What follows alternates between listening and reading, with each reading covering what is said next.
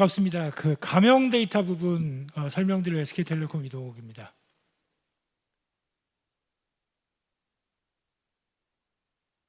그 데이터 3법이 통과되면서 이제 개인 단위 데이터를 활용할 수 있게 됐습니다. 지금까지 말씀드린 게 지역 단위이거나 뭐 건물 단위 이런 식의 통계 데이터였다고 한다고 하면 제가 말씀드리고 싶은 거는 그 개인 단위 데이터를 활용하는 방안입니다. 이제 간단히 말씀드리면 그 실명 정보가 있고 가명 정보가 있고 익명 정보가 있습니다. 실명 정보는 개인들한테 동의를 받고 수집하는 그 개인의 식별자가 있는 이름이나 뭐 전화번호 이런 게 있는 데이터고요. 그다음에 익명 데이터는 뭐 3명 이상이라든지 이런 식으로 통계 처리를 해서 어떤 방법을 사용하더라도 이 사람이 누구다라는 걸 인식할 수 없도록 가공한 데이터입니다. 가명 데이터가 그 중간인데요. 합리적인 방법으로 식별할 수 없는 정도 수준으로 처리를 하면 된다라고 해서 허용을 해준 거고요. 그다음에 가명 데이터는 대신에 이제 그 가진 방법을 동원하면 누군지 식별할 수 있기 때문에 실명 데이터하고 똑같이 그 보안 체계를 준수하고 관리해라라고 하고 있는 데이터입니다. 이게 이제 예를 들면 이런 겁니다. 이분의 직업 중에 아주 특수한 직업 이런 것들은 싹 삭제를 해라 이렇게 하고요. 그다음에 특정 지역 거주자인데 10명이 안 되는 내는 그분의 거주지를 삭제하고 이런 식으로 해서 누군지 식별할 수 없도록 그 최소한의 조치를 한 데이터를 의미합니다. 이제 이렇게 그 가명 정보를 그러니까 여기 보시면 여러 회사들이 있는데요. 그 가명 데이터는 한 회사의 데이터는 가명화해서 쓸 필요가 없습니다. 예를 들면 SK텔레콤의 가입자라고 하면 저희는 그 가입하실 때 식지에 동의를 하셨기 때문에 실명으로 데이터를 분석할 수 있습니다. 이 가명 데이터를 쓰는 거는 예를 들어 SK텔레콤하고 신한카드의 고객 데이터를 결합을 해서 사용할 때 그때 활용을 합니다. 그래서 어떤 방법을 하냐면 그 성함하고 그다음에 그 생년월일 그다음에 성별 휴대폰 뒤 4자리 이거를 붙여서 거기다 노이즈를 집어넣고 그 가명 키를 만듭니다. 그 양 회사가 같은 방법으로 같은 사람에 대해서 가명 키를 만들어서 이거를 정부가 지정한 결합기관에 제출을 하면 결합기관에서 그 양사가 제출한 가명 키를 이용해 매칭을 한 다음에 그 가명 키를 지워버리고 돌려줍니다. 그렇게 해야 그 이분이 카드 실적이 이렇구나라고 하는 걸 저희가 알 수 없기 때문에 합니다. 그래서 이런 가명 데이터를 활용하기 위해서 통계 데이터와 마찬가지긴 한데요.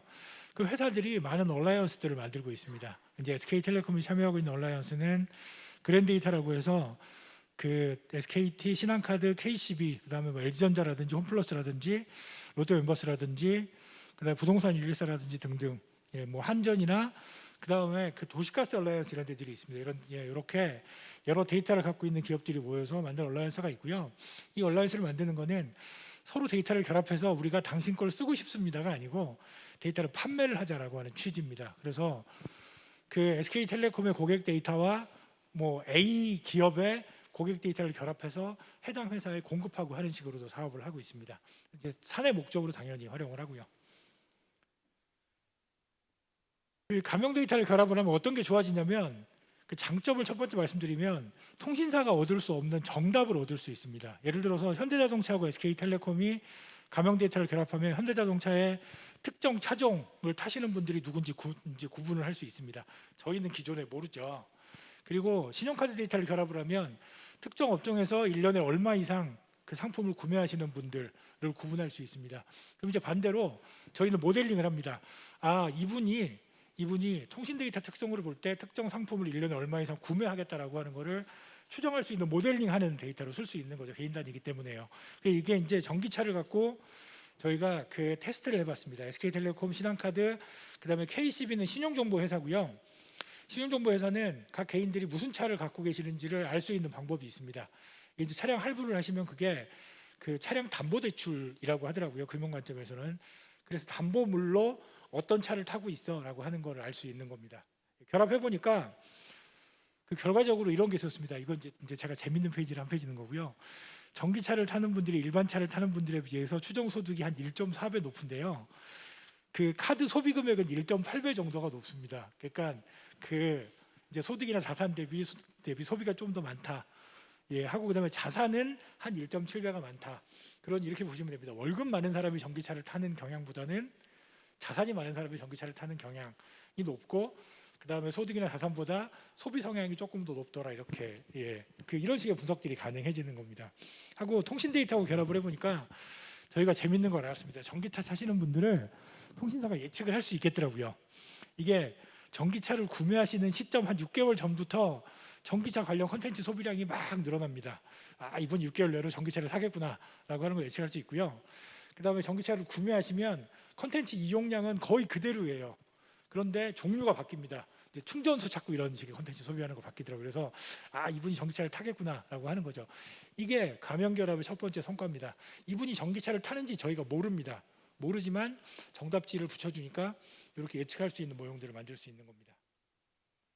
두 번째는 복지 쪽으로 활용했던 사례고요. 그 서울시에서 활용을 하고 통계청하고 SK텔레콤이 가명 데이터 결합을 했습니다. 통계청에서 이분이 1인 가구인지 2인 가구인지 이렇게 가구 구성원하고 뭐 결혼했는지 그다음에 어린 자녀가 있는지 소득이나 직업 이런 것들을 붙여주고요. SKT에서는 이분이 휴대폰 요금을 연체한 적이 있는지 그다음에 이분이 그 동영상 서비스를 얼마나 많이 이용하는지 그다음에 외출을 많이 하는지 안 하는지 이런 것들을 결합을 시켜서 저희가 복지 목적으로 활용을 하려고요. 첫 번째는 지금 이제 공식 통계는 1년에 한 번씩만 시군 단위로 1인 가구 숫자가 나옵니다. 근데 그렇게 하기는 서울시 입장에서 너무 넓은 영역이기 때문에 그 이분이 1인 가구야라고 하는 걸 통계청이 붙여주고 SKT에서 이분의 여러 가지 통신 데이터를 볼 때 이분은 분명 1인 가구겠구나라는 걸 추정을 하면 매월 행정동 단위로 1인 가구 숫자를 만들어낼 수가 있습니다. 추정치죠. 그리고 A동 사는 20대가 특히 1인 가구들이 어디로 많이 이사를 갔다 이런 것들도 파악을 할 수가 있습니다. 그래서 행정동 단위 1인 가구 숫자 데이터 만들고요. 그다음에 그 통화 대상자 수나 통화량이 굉장히 적고 카톡도 적게 쓰시는 분들을 따로 구분을 해서 이분들은 그 사회 관계를 조금 맺어드려야 되겠다라고 하는 그 데이터를 만들었고요. 그다음에 여가 시간에 외출이나 여행이 굉장히 적은, 굉장히 많은 이런 분들 구분을 해서 그 동사무소에서 굉장히 적은 분들이 많이 사는 지역에는 봄에 꽃놀이 버스라도 대절해야 되겠다라고 하는 식의 데이터를 만들고요. 그다음에 여가 시간에 영상 콘텐츠 소비가 굉장히 많은 분들은 좀 다양한 취미 생활을 유도해야 되겠다. 그리고 생활 서비스는 이건 정보의 불균형 문제입니다. 그래서 그 생활 서비스 이용량이 극히 적은 분들 같은 경우에 그 정보 불균형 문제를 어떻게 하면 해결해 줄 수 있을 거냐라고 하는 방안을 찾아보자라고 하는 지표도 만들었고요. 마지막으로 그 관심 집단으로 해서 그 생활이 굉장히 어려운 분들도 파악할 수 있을까라고 하는 작업들을 해봤습니다. 보면 이게 이겁니다. 저희가 깜짝 놀란 게 여기 위에 제목 보시면 40, 50대 1인 가구의 16%가 휴대폰 요금을 연체인데 정확히 하면 소득이 낮은 40대 50대 1인 가구의 휴대폰 요금 연체율이 16%입니다. 근데 다 아실 거예요. 주머니에 사실 한 3만 원만 있어도 연체를 안 시키는 게 휴대폰입니다. 특히 소득이 낮은 분들은 일용직이신 분들이 상대적으로 비율이 높아요. 이분들은 휴대폰이 없으면 일자리를 구하는 데도 치명적이기 때문에 휴대폰 요금 연체 안 시키는 분들인데 특정 계층에서 16%나 연체를 시킨다는 게 놀라운 거죠. 그래서 서울시가 이렇게 판단을 합니다. 과거에는 고독사가 가장 많은 계층이 그 40대 50대 남성 1인 가구였거든요. 근데 이게 40대 50대 남성 1인 가구는 그 취업 기회가 많기 때문에 극소수의 분들이 뭐 질병 같은 걸 얻어서 취업 시장에 탈락을 하게 되면 극단적 상황까지 몰리나 보다. 그 극소수를 어떻게 하면 찾을 수 있을 거냐라고 생각을 했었는데 생각보다 굉장히 광범위한 위기 상황이겠구나. 그래서 보면 그 할아버지 할머니나 아니면 20대 1인 가구 쪽으로 복지가 몰렸는데 이것 때문에 40대 50대 그 소득 낮은 1인 가구가 복지 사각지대에 지금 들어가 있는 것 같다라고 하는 식의 인사이트들을 얻을 수 있는 기회가 있었습니다. 이게 이제 그 두 번째 그 가명 데이터를 이용하는 장점입니다. 뭐냐면 통계 데이터를 만들기 굉장히 좋아요. 가명 데이터를 결합을 하면 예를 들어서 전기차를 타시는 분들이 영상 서비스를 얼마나 많이 사용하냐, 물론 의미 없는 거지만 예를 드는 겁니다.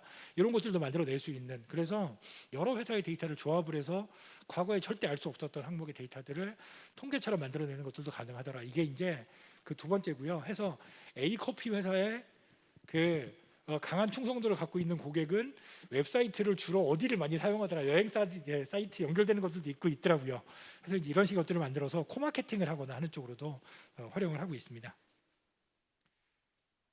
이게 이제 휴대폰 요금 연체에 이어서 요거는 뭐냐면 그 소액 결제를 많이 사용하는, 그래서 단계별로 소액 결제 사용량이 늘어나고 있으니 이분이 휴대폰 요금 연체를 하게 될 가능성이 굉장히 높아라고 하는 것도 얘기하고요. 그다음에 이거를 추가로 그 지자체가 그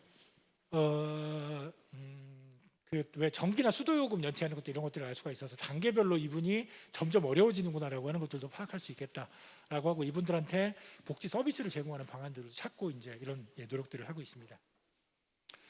이렇게 해서 그 가명 데이터를 결합하는 것들에 대해서 간단히 설명을 드렸고요. 마지막으로 가명 데이터 장점까지 말씀드렸는데 가명 데이터 결합하는 것의 단점을 말씀드리겠습니다. 첫 번째는 아직까지 가명 데이터를 결합해서 활용하는 것에 대해서 법이나 제도적인 장치가 아직 약간 부족합니다. 아직 모호한 부분들이 좀 있어요. 그래서 실제 작업을 하게 되면 굉장히 여러 가지 어려움들에 처하는 경우들이 있기 때문에 아직 활성화 안 되는 부분들이 하나 있고요. 두 번째는 가장 결정적인 게 이겁니다.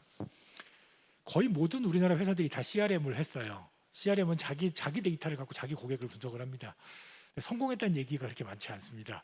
자기 데이터를 분석해서도 고객 세부나 이런 것들을 성공하지 못하는데 처음 보는 남의 데이터를 붙여서 갑자기 분석에 성공할 거다 그렇지 않습니다. 절대 안 됩니다.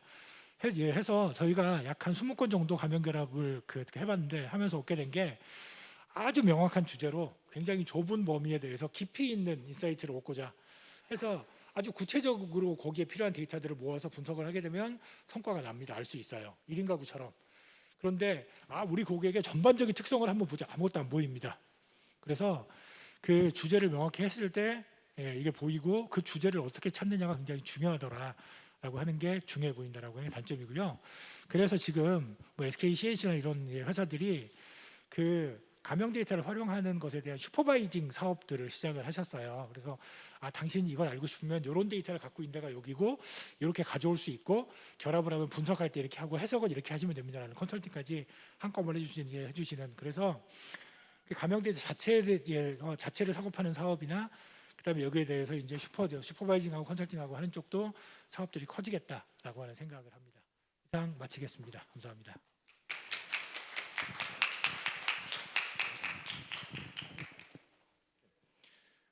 티맵 되게 오래 따왔다면 되게 많아요. SK에서 저게 20년 된 서비스입니다. 그래서 나도 티맵 했어. 뭐 난 티맵의 어머니야. 막 이런 되게 많거든요. 그래서 제가 농담으로 그랬죠. 왜 이렇게 어머니들이 많은지 모르겠다. 근데 저는 교통정보 담당을 하면서 제가 두 가지를 했었어요. 두 가지가 뭐냐면 첫 번째는 저희가 택시 가지고 교통정보 수집했거든요. 택시로 전국을 커버할 수가 없습니다. 예를 들어서 광진구에 교통정보가 없어요. 그러면 광진구 택시를 가져다 집어넣잖아요. 다 강남 갑니다. 그리고 일산에서 들어오는 차들 교통정보, 그 다음에 분당에서 들어오는 교통정보 택시를 수집할 수가 없어요. 제가 그래서 이 고민을 2008년도에 되게 고민을 많이 했었어요. 그때 최초로 적용을 한 게 사용자 기반으로 수집을 했습니다. 크라우드소싱 기반으로 수집을 했고요. 그게 2007년 8년인데 구글하고 애플도 아직 그 사용자 기반에 대한 정보 수집이 없었을 때입니다. 저희가 세계 최초라고 얘기하고 제가 첫 번째 그거를 추진을 했었고요. 또 하나는 티맵에 대한 클레임이 엄청나게 많습니다. 길 안내 엉망이야. 길 안내 안 맞아.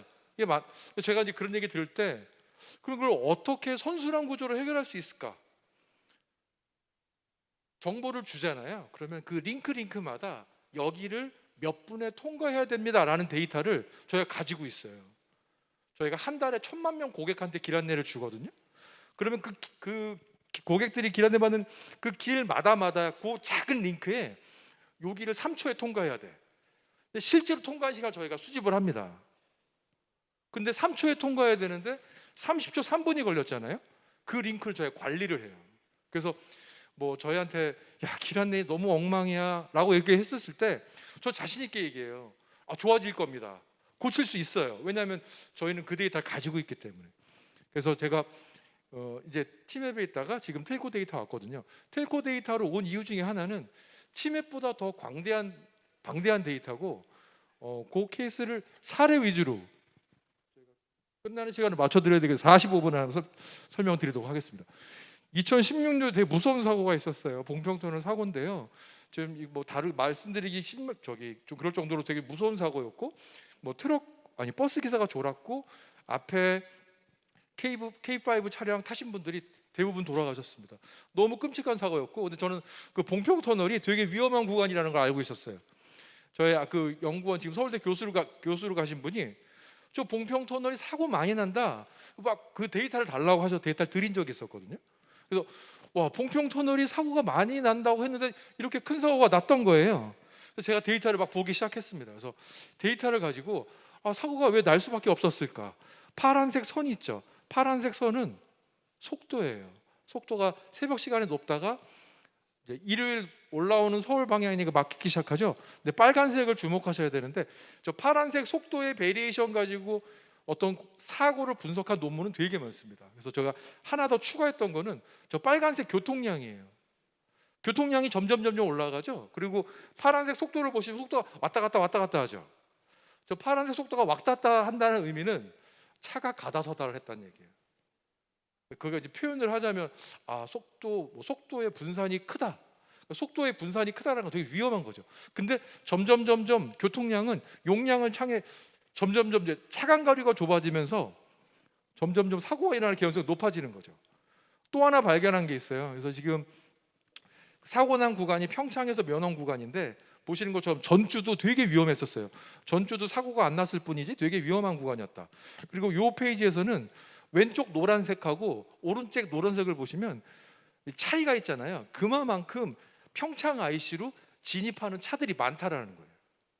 그러니까 그게 뭐냐면 속도 베리에이션이 크고 교통량이 많아지고 평창 IC로 들어오는 차들이 새로 진입하는 차들이 많으면 그 교통률을 깨트리는 거예요.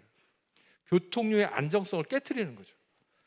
이러한 변수들을 가지고 속도 분석을 하는 거죠. 저희가 뭐 AI 기계학습 돌리고 하잖아요. 저는 기계학습 전문가는 아니지만 기계학습의 정확도를 높이기 위해서는 저기 보시는 1, 2, 3, 4, 5 있죠. 설명력 있는 변수를 만들어내는 게 중요해요. 저 변수를 만들어냈죠.